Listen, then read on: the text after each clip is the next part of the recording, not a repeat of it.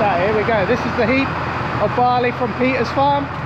It's actually a lovely, lovely sample. Really happy with that. That's what it should have looked like last year. You know, there's a fair heap in there. There's, I would say, guessing, there would be 250 to 300 tons of barley in there. Me and Dave here, just taking some of the equipment home. You got all the equipment here for picking up straw, the trailers here. The combine's moved on over to Graham and Martin's. He's hoping to get on with that today.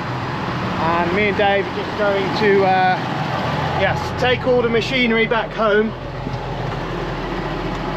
while it's quiet on a Sunday. So farmer did give us a day off, so thank you, farmer. But yes, we just want to get these things home out the way.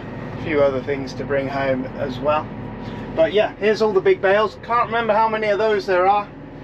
I would have guessed, I don't know, there'll be 100 or so of those. And we also made, what did Linda say, 2,000 small bales of barley straw and 2,500 the day before. We got some sorting out because there's loads of space up here, so some of the bales at home we will bring up here for storage. So we've got a bit of sorting out to do in the coming weeks, but the combining for the most part is done. So farmer and Graham and Martin, they will sort out everything over at their farm, and once that's done, we move the combine back home. It has its you know, its winter clean out and blow off. Could do with a good wash. It's black, it's meant to be yellow, that thing. Got some roof panels here. These are coming home to roof our cow shed, so that'll be good as well. That'll be done another day though. We've just got a truck to bring home. Yeah, all in all, it wasn't too bad. Topfield did the best, 3 ton, and it got steadily worse as the farm went down into the wetlands area. Farmers just up here with Darren. The cows run out of grass, so we've got to move those in the coming days. They've either got to be moved or we have got to start feeding them in the field. Should probably say a massive thank you to everyone who's helped during harvest this time. You've had Barry, Uncle Franklin, Davo, Robert, Keithy, myself, Farmer, Linda, who else has been about? Colin, don't forget Cole, Jordan's been helping it, he's been doing the nighttime stuff. So yeah, big effort by everyone to get all these jobs done. You can't do it on your own, so yes. Oh, Daisy as well, nearly forgot Daisy then. Yeah, she would not have been happy, would she? And whoever else I might have forgotten. Hopefully I have not forgotten anyone. But yeah, been a nice harvest. We've had a nice spell this time, dry spell, so it's been all right. So there we go. Anyway, the hire trailer, that'll go back as and when they come and pick it up. That's been a lovely thing. That is a lovely SW hire. They're really easy. They bring it out to you, they pick it up. It's just you know, we don't have a call for a trailer like that. We would ruin it, you know, it'd get full of muck and we would just absolutely ruin it. So there we go. Where these tractors have been running next to the combine all day, they get absolutely covered in dust. So the first job always, get the trailers off, make sure the trailers are cleaned out.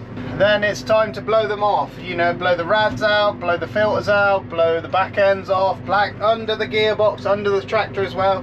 Straw and stuff will lay on top of there, and that just creates heat.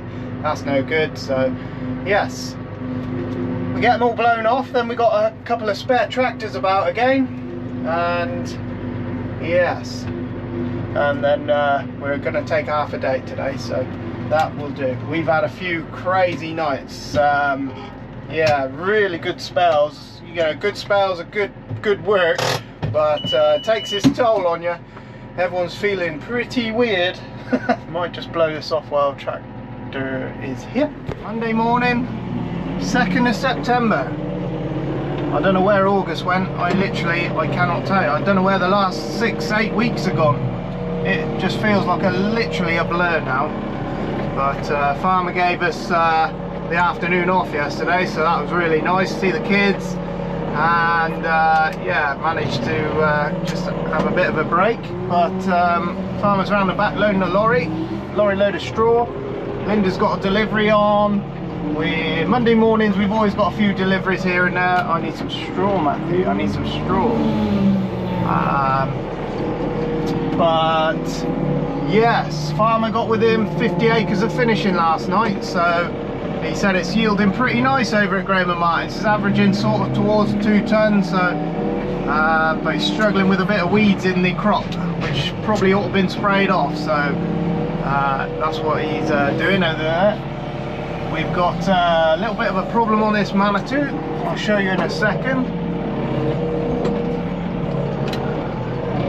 She's bleeding out for power. She ain't got no power at the minute, and I can hear it hissing. Anyway, me and Dave had a look the other day, and me and Robert, sorry, had a look the other day, and we found a pipe that was split. It sort of spurs off the turbo.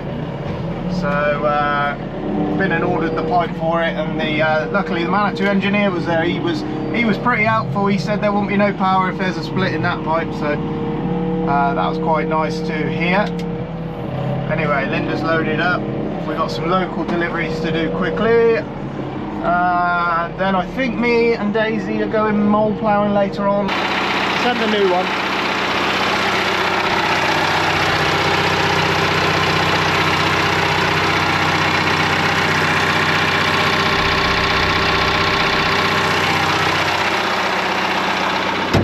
That's the pipe that's split. Obviously we got one on order, but it's been slowly getting worse and worse, and the power's dropped off. And the other day I went up the hill, crawling up there, no power at all. I was like, oh God almighty. So me and Robbo had a quick 10-minute round it. We just hadn't had time to, you know, have a proper look round it. Anyway, that's the one that was split, and that's the one the engineer said will cause a bit of power loss. So we'll see, we'll get a new bit. It's a tiny bit of pipe, it's a right angle bit of pipe, you know. If you were really desperate, you could make something. I know you could, if you had the right size pipe. But we will. It works fine around the yard. It's when you start towing and stuff like that. If you know, we don't tow full trailers with Manitous, or we try not to. You know, you might tow one at the end of a night if you're desperate and there's nobody coming back and you've got one load left. You know, then we will tow one. But we try not to tow them because it's a lot of strain through the gearboxes. But the engineer was just saying to me about, you know, the certain model types they have for them. This is a 130 horsepower model, and the other one the same. But he says people will buy the 60 horsepower model, and it's a less, you know, it's cheaper. It's just cheaper. But then they don't realise that the power difference in models between the two. So he says it's always best to have the higher horsepower models. I've said that before, but anyway. Right, I've got some stuff to do. Small bales. Oh, dude, that's a good load, isn't it? I don't know how many you would have on there. Be getting on for 600 or 700, I'd have thought. Anyway, I am looking for a mole plough which has fallen over. Got it strapped up well. Oh man, what we got going on here? Right, there goes Daisy. Look, thumbs up from Daisy. We're out on the moles today. We're over at Mick's farm. This is just a small field. Yeah, when you got a couple of moles, Daisy's got GPS, so what she's going to do is her normal spacing, she's just going to miss a row each time, and I'll fill the row in. That keeps me straight, that keeps the drain straight, that keeps the moles in the right, all in the same direction, and leaves a nice job afterwards. So, wow, as long as I can keep it all together, that is. we got a couple of moles, so yes, we're just going to catch up with a bit of mole ploughing. Here comes a train. That's pretty cool. When we come to the end, we're just going to pick our mole out the ground. Out she comes. All done on the move, this job. Now this is all in aid of drainage. So yeah, what we're doing here is just in aid. It's all heavy land, Oxfordshire clay. It's just renowned for it. Not all of it is clay, you know, not everything is clay, but a lot of it, a lot of what we've got is clay. We are between Daisy's lovely GPS lines. Mine won't be as straight, they just won't be, but it is what it is. But it'll be a lot better than me trying to guess it each time. You know, I've got a bit of guide to go to, so I should be able to run it down the middle of each one, and we'll have our spacings all be the same then. So yes, it's always you just set the mole up for the depth you want. We've got a little wheel. We've got a little wheel here. On that we can control how deep our mole goes. So if you don't, if it's too deep, we can lift it up, and every time we put the implement down, it'll only go to that set height. So we set that up by literally getting out the tractor and looking at it. It's set pretty nice.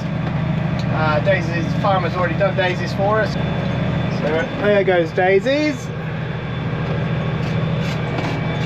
With 2 moles, it's less, it's a boring old job on your own when you go moling, especially with a single leg.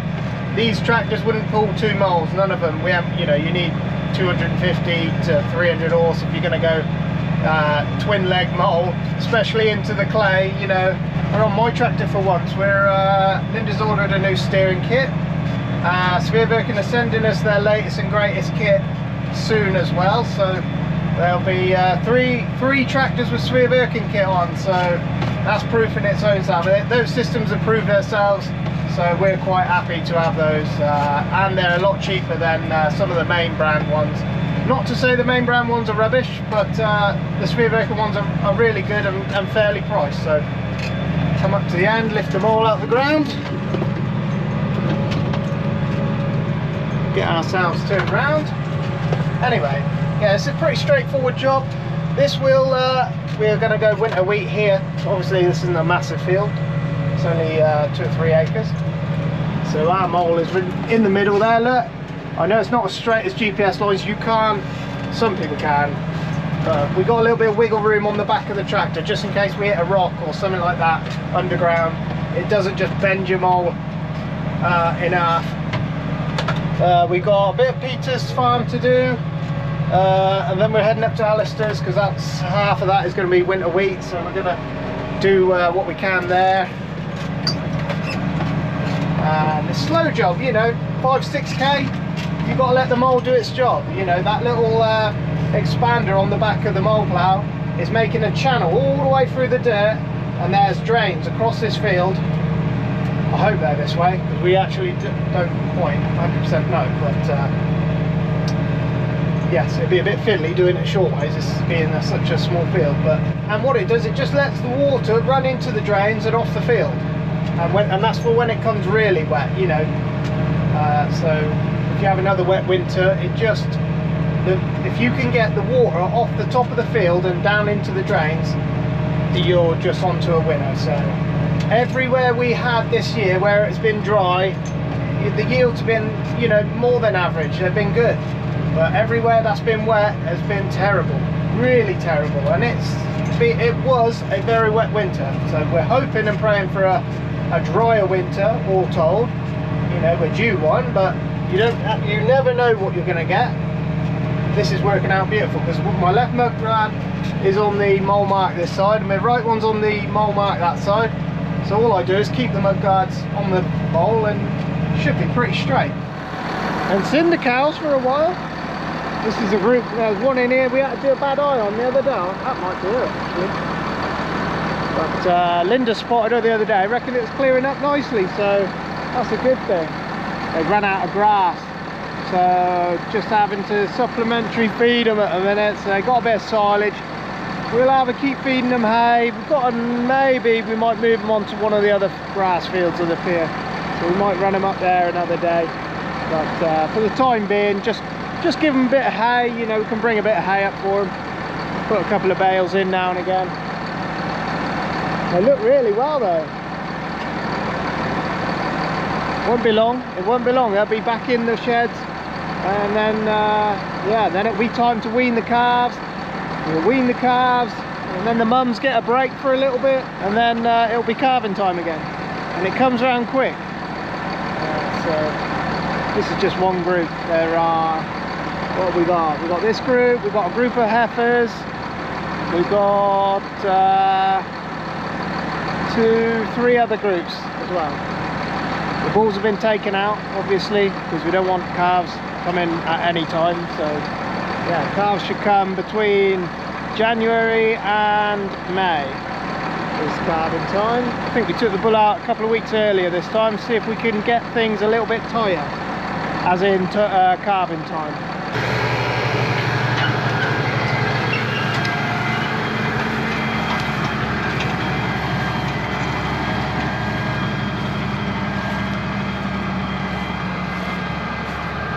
The old the skid on the implement there wants to run level with the field, and it's sort of like just tells you where you want to run it. But yeah, quite hard pulling here. Gonna make the tractors work hard. Let's have a go and we'll see what it does to this one. This one's got a little bit more horsepower, not much. It's a little bit bigger frame tractor, this one, and 20 horsepower more, but it all adds up, it all makes a difference. This farm will always test your tractor. Tend to run out of traction before you run out of power. This is where you might benefit from a front weight, just to get a bit more over the front wheels, but look, she's skating about. We can go auto diff lock. Now that'll turn it off on the headlands when we're trying to turn. It makes all wheels turn at the same time, just gives you a little bit more traction. But yeah, super. This is one of the better fields as well. It gets worse as you go down the farm. But you watch, when we pull them all out at the end, you watch it snatch. Oh, came out quite nice that time. But yes, anyway, me and Daisy are going to crack on. Be interesting to see what happens through those wet bits.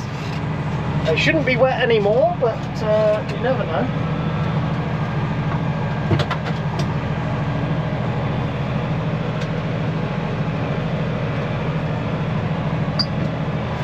Just putting her in. Look at that, she's pulling. You can feel it in the back end, you can just feel it in the tractor. That is pulling hard. But we're getting it done. What you run out of is tractor weight and traction. You would never ever pull 2 moles, not with this. You'd have to have, oh, flipping hell. Yeah, that's something else. Bloody hell. Hard pulling. Needed doing, obviously.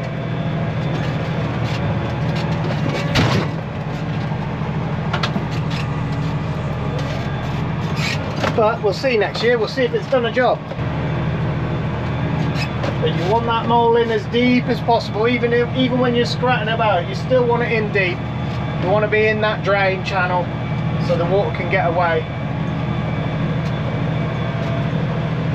Right, we'll be good here. Anyway, right, we're going to crack on. Me and Davo's finishing work at 4 o'clock, then we're going to run some of these straw bales home, get them out of the way, and then just get some out of the way for cultivations and anything else that's going on up here. So yeah, this field did the best, 3 tonne to the acre, and then it got worse as it went down the field there. We've had a pretty good day. Didn't quite finish them all in at Peter's, but we got all the bales home. Farman come up and loaded them all. Davo's come in to give us a hand. Daisy's just gone home. We're going to have a bit earlier night tonight. We've had a month of real late nights and just, you know, just work overload. So yeah, so we'll have some to unload in the morning. Yeah, there's still plenty enough. It's getting on for 7 o'clock. Keithy will be up here tomorrow, start discorating, start cultivating. Me and Daisy will move up to Alistair's to start molding. So we'll probably start a new one tomorrow or something like that. So I can't remember where I am with it all, but anyway, we'll leave it there. Thank you very much for watching. Make sure you like and subscribe, and we'll see what tomorrow brings. Cheers.